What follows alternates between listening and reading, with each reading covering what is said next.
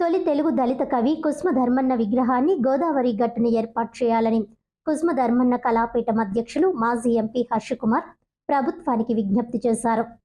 తొలి తెలుగు దళిత కవి కుసుమ ధర్మన్న నిలువెత్తు కాంస్య విగ్రహాన్ని గోదావరి గట్టున ఏర్పాటు చేయాలని కుసుమ ధర్మన్న కళాపీఠం అధ్యక్షులు మాజీ ఎంపీ జీవి హర్షకుమార్ డిమాండ్ చేశారు.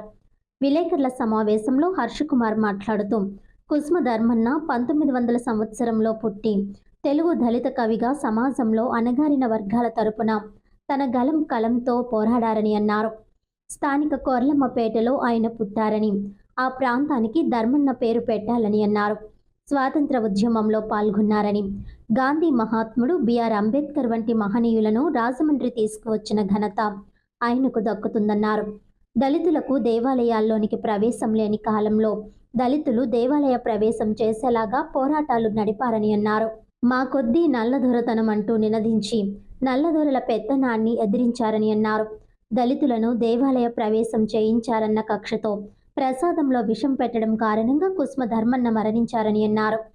మా కొద్దీ నల్లదొరతనం, అసుర పురాణం, మద్యపాన నిషేధం, అంటరానితనం వంటి అనేక పుస్తకాలను రచించారని వివరించారు.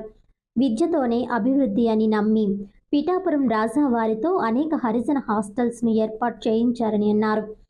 అటువంటి మహనీయ వ్యక్తిని నేటి తరం స్మరించుకునే విధంగా ఆయన పేరును ఆయన నివసించిన ప్రాంతానికి పెట్టాలని, గోదావరి గట్టున విగ్రహం ఏర్పాటు చేయాలని కోరారు. కుసుమ ధర్మన్న మనుమరాలు కుసుమ రాధ మాట్లాడుతూ గోదావరి గట్టున ఎందరో సాహితీవేత్తలు, కళాకారుల విగ్రహాలు ఉన్నాయని, వాటి చెంతన ధర్మన్న విగ్రహం కూడా ఏర్పాటు చేయాలని కోరారు.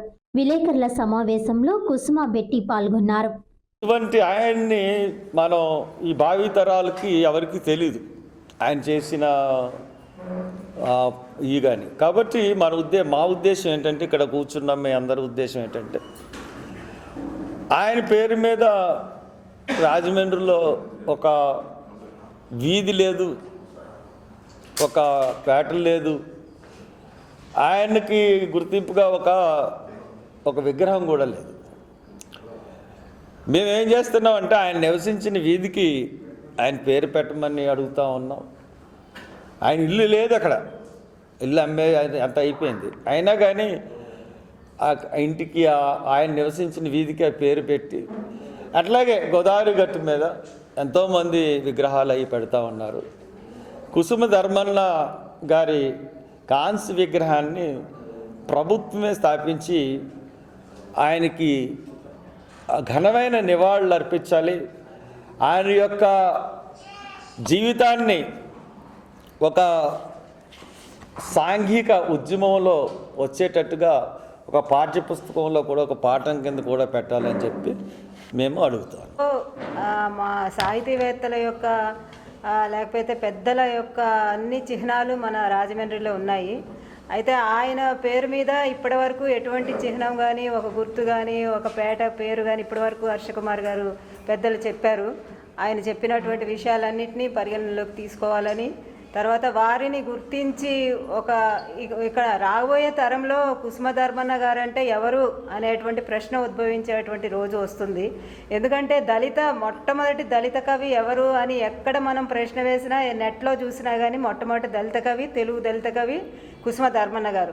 ఆయన పేరు అనేది ఉన్నప్పుడు ఆయన గురించి ఎటువంటి ప్రభుత్వ పరంగా ఏవైనా చర్యలు తీసుకొని వారి పేరు చిరస్థాయిగా దృష్టిలో ఉంచాలని, ప్రజలందరి దృష్టికి భావితరానికి తెలియజేయాలి అనేదే నా యొక్క ఆరాటం, నా పోరాటం కూడా అదే. ఆయనని ఎన్నడైనా సరే, ఎప్పుడైనా సరే మన అందరి మనసుల్లో ఆయన భావాలు, ఆయన చేసినటువంటి సేవ, ఆయన కేవలం సంస్కరణ ఉద్యమకారుడు, ఆయన మద్యపాన నిషేధకుడు, తర్వాత వాగ్గేయకారుడు. అసలు దళితులకి శుభ్రం శుచి లేదని చెప్పి వాళ్ళని ఒక శుభ్రత అనేది నేర్పించినటువంటి గొప్ప వ్యక్తి. అటువంటి అందరిలో కలిసి ఉండాలంటే మనము ఒక స్థాయికి రావాలంటే చదువు అనేది ముఖ్యమని చెప్పి చదువు ప్రాముఖ్యత గురించి తెలియజెప్పినటువంటి మహా గొప్ప వ్యక్తి, సాహిత్యకారుడు. అటువంటి గొప్ప వ్యక్తిని మనం నిలబెట్టుకోవాలి అనేది మా కుటుంబ పరంగా మేమందరం ఆయన గురించి ఒక విజ్ఞప్తి ప్రభుత్వానికి మన హర్షకుమార్ వారి ద్వారా తెలియజేయాలని, ఆయన్నే ఈ ఉద్యమానికి నాయకత్వం వహించాలని